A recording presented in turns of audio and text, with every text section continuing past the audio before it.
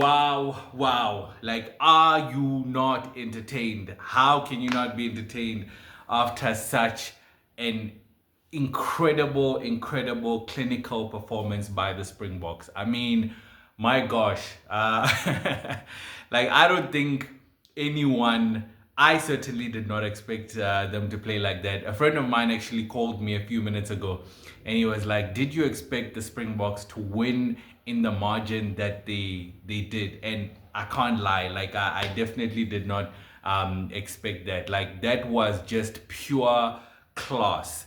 And I mean, a lot of people are talking about just the last 20 minutes, but I think it really was pure class for the full 80 minutes, really. Because sometimes we don't realize just how the first few minutes of the game, first 40 minutes, it's almost like that slow poison that the Springbok always talk about, in terms of beating down the opposition and really making way for the substitutes to come in and do what they do. But an impressive performance. And I mean, there's really, if you think about it, there's really no player that I can say like had a bad game, like like, I mean, I'm just thinking of, like, everyone at least had a good game. At the minimum, everyone had a good game, and of course there were some who had like an exceptional game. I mean, I'm just thinking of the man of the match, Damian Willemse. Like, I mean, my word, Damian, I just feel like Damien almost had a point to prove, because obviously he's been having, quite a lot of injuries lately. There was some question marks about, like, is he still as good as he was? And I think in this game, he really just showed that the guy that you guys saw in 2023 in the World Cup, the guy who did this in the France match, signaling we want a scrum, I'm still that guy, I'm still that guy. Because I mean, if you see how he played yesterday, I mean, did you see the try that he scored? Just even from the way he caught the ball looked like it was, going over his head, at least going behind him. I'm actually not sure if Mani was looking to pass the ball to him or pass it to Grant Williams, who was also behind him. But either way, he was like, this is my ball, I am going for this, and he just went for it. He really went for it, sliced through that New Zealand defense and scored a try. And I mean, you saw just the way he celebrated. In fact, behind me, I don't know if you can see, like, this is the part where he was celebrating, because he was so passionate about it. And I loved that. So he had an incredible game. Mani Libok, I mean, guys, I mean, if there was ever any doubt about Mani Libok's abilities, which there was doubt, of course, there was a time where, there was a lot of scrutiny about his kicking and inconsistencies. And I would say rightly so, because he was quite inconsistent at some point, but credit to him for really working hard on his game. And he really showed us in today's game, as he showed in previous games as well, that, like, this is why I'm in this team. This is why this number 10 jersey is on me right now. Just from the way he spots opportunities, the way he sets players up. I mean, if you look at that try that Kwagga Smith scored, it all started with Mani, with that kick to Pieter-Steph du Toit, seeing Pieter-Steph du Toit in position, and of course Pieter-Steph du Toit giving that pass to Kwagga, and the rest was history, and just even Mani's kicking yesterday, it was so accurate. He just seemed so composed under the pressure, even when the fans were like booing, of course the opposition fans, but he seemed so composed, and in charge. So that was lovely to see. I think Kobe had another incredible game. I mean, we all know Kobe is probably the best player in the world, if not the best, one of the best players in the world. But yesterday he just showed exactly why.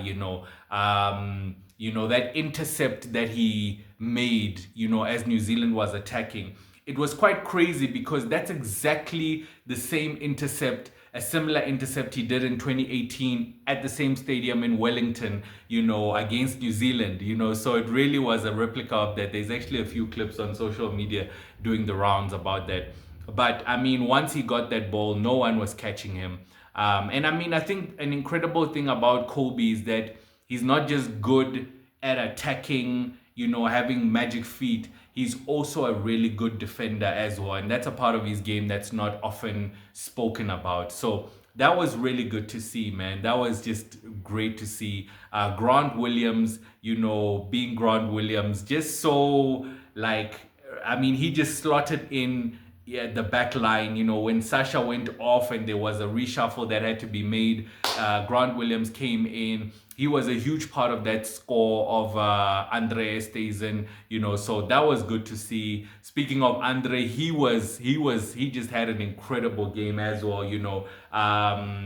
yeah, like the way he scored his try, the way he set up Kobe, Kobe's try. So Andre is another one.